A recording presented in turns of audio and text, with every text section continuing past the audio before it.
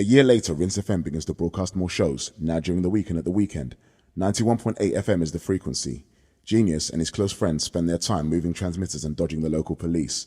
The studio also moves a few times, but the radio stays on against all the odds. Slimzee, 1995. We come on a carnival day.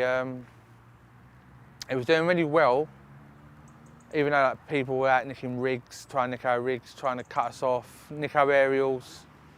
But we just used to every day we used to live for radio. That's all we used to do. We used to you stay around my house. We just used to listen to Rinse, listen to all the graveyard DJs playing.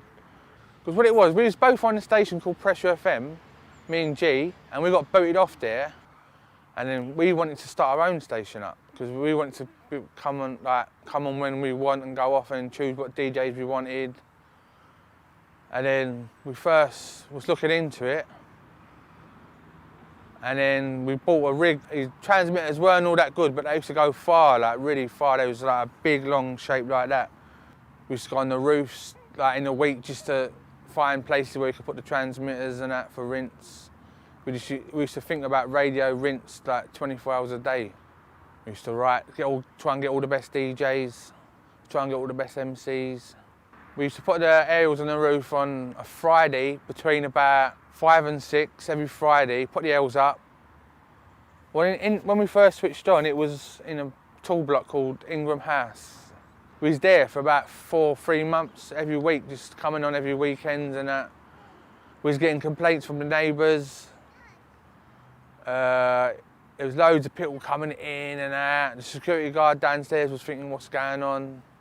When it come from the tall block, the studio, then it come down to my house for about a year. And all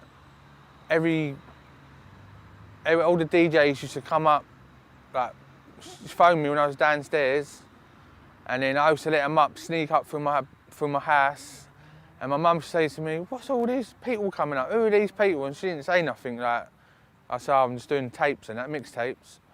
Do you know what? I used to get a buzz out of getting on the roof, setting up transmitters, putting aerials up. I used to get a buzz. It can't explain what it does to you.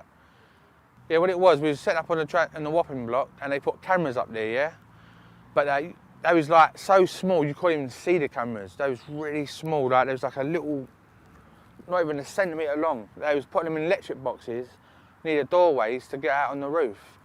And they put one downstairs where you come in, but we used to climb up, but where we sit the electric from, we used to put the plug in, and they used to see us going in and out. But I clocked it one day and I put a little bit of tape over the hole. But what it is, they had me and Sterling on a picture. And what it was, one of my mates who worked for the council at the time, he said to me, someone's been asking about you.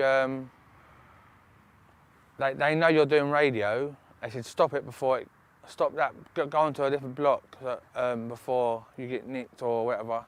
They told us they got pictures and they're going to come for us. But we still went up on the block and all that, and then a couple of weeks after that I got raided, and then I got my ASBO. Went court, got a £500 fine and 5-year ASBO. I couldn't go above 4 stories of any tall block or anything. So if I had an aunt who lived on the 5th floor, if I would have got caught going up there, I would have went straight to prison or something.